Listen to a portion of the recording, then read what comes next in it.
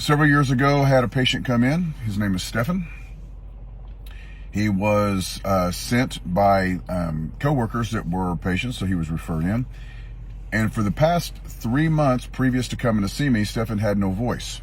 And when I mean he couldn't speak, he had no voice, completely no sound coming out. And it just came out of nowhere. He had no idea.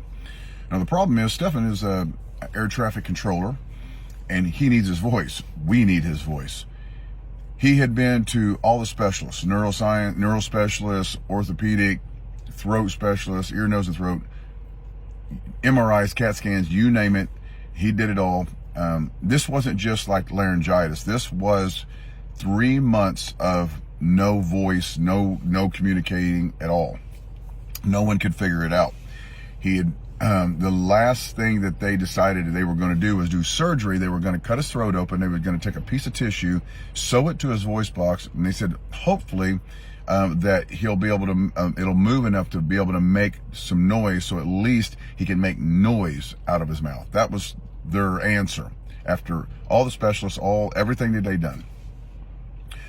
Well, you have to understand how significant this is, because this man was losing his job, his retirement, his pension, everything.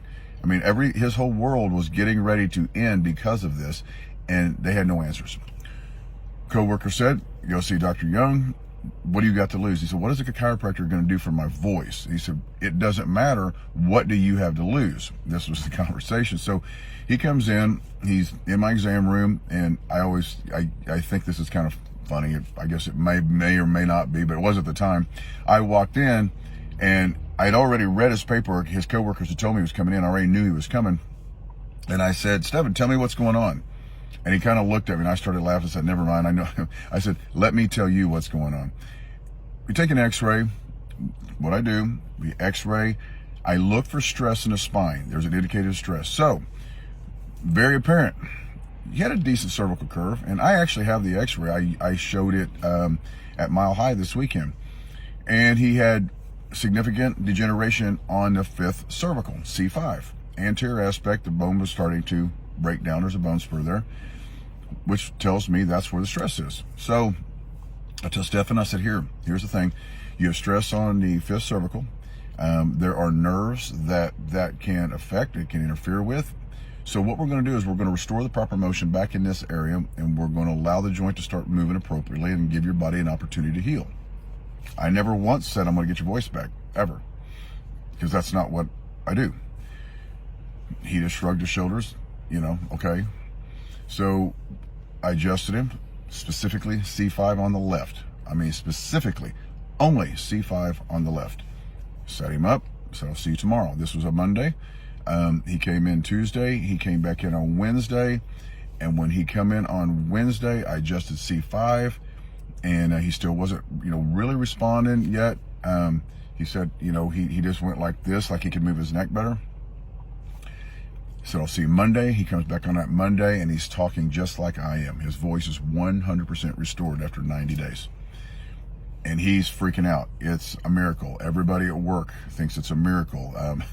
He said his work, all the employees there were trying to get me on Oprah because they wanted to tell this story. This was an Oprah-worthy story. And I kind of smiled and I said, "Well, I don't know if Oprah's going to have me on, but I'll go if she'll let me." So his world comes back. So what I wanted to tell the chiropractors listening to this is that once his voice come back, I'm going to ask you, do you think that I quit adjusting him? Question, right?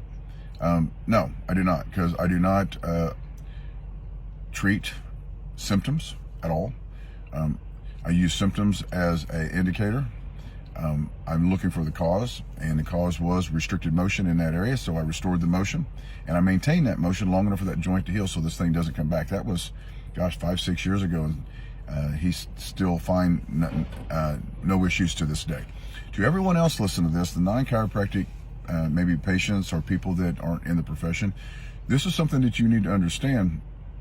that the brain communicates to the body through the nervous system. And if there's an interference with that communication, then there is going to be an outlying symptom. And it may be a headache, it may be a back pain, neck pain, or you may lose your voice, or your pancreas may not be functioning appropriately, or you may have digestive problems. And there's a whole host of things. And, it's a little bit of irrelevant what the symptoms are, but what chiropractic does, and this is where we come in, is we remove the stress from the spine, allowing the nervous system to function properly so the brain and the body can communicate, and that's what's called health.